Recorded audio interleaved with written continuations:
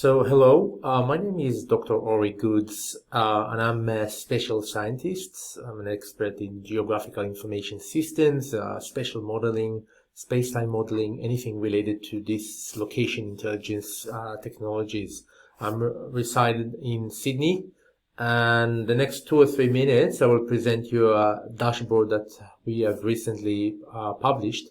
As you all know, Melbourne went through um, almost 10 weeks of high-level restrictions or a lockdown due to high intensity of coronavirus cases. As part of this walk, we published a research called Mapping COVID-19 Spread in Melbourne. Shows the link between the job types in Melbourne and also the ability to stay at home. Now, as part of this walk, we developed a dashboard, which I'm just showing you now. I'll just go really briefly through the main components. So we have the map component. This is whoever was involved in this project, which is RMIT and UniSW. And then we have another visual here that shows the ratio, the rate of cases per 10,000 by LGA. LGA stands for local government area, essentially municipalities. The right visualization shows what we call in Australia the CIFA index. So the CIFA index is essentially a disadvantage or advantage profile, social profile index. So I can actually understand what also the social economical profile of each LGA, whether it's strong, whether it's low, whether it's beyond the average or lower than the average, and so on. And here on the right, we have just like a tool, a filter that you can select one of the LGAs and focus on it. So if I go into the map here, I can go closer to Melbourne CBD. I'll just let the map kind of render some of the cartography. As you see, there's different colors. So the more shaded the color means the more active,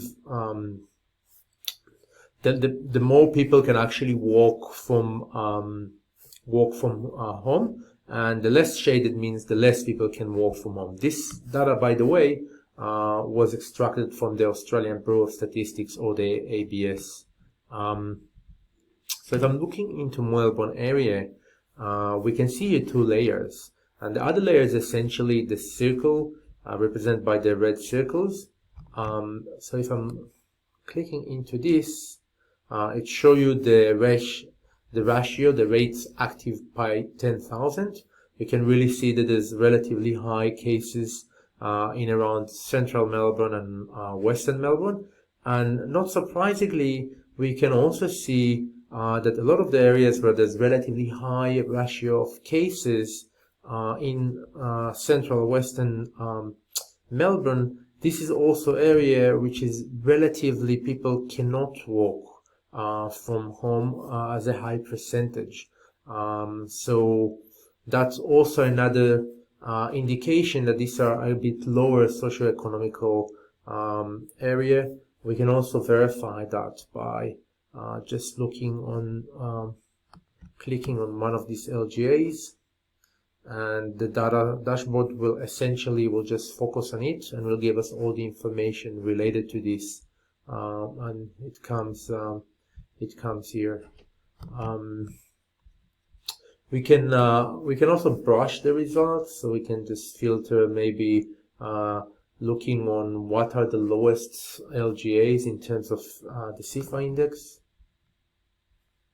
So something like that.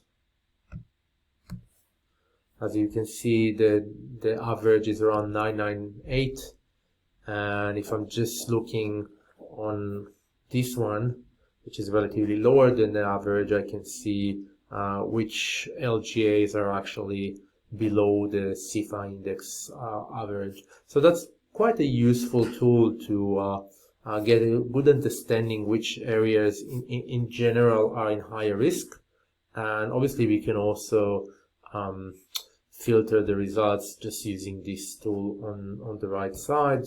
So I can either select all or deselect all, and maybe let's just look on Casey, for instance, which is on the eastern side, southeastern side of Melbourne.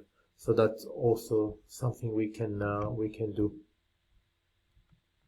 As soon as I do this, the map will automatically zoom to Casey. Let's deselect it.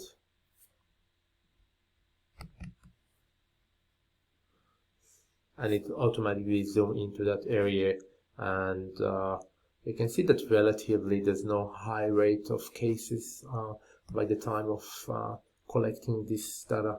But essentially, really using dashboard which has both visuals and maps is a very effective way to support and inform decision makers. Thank you.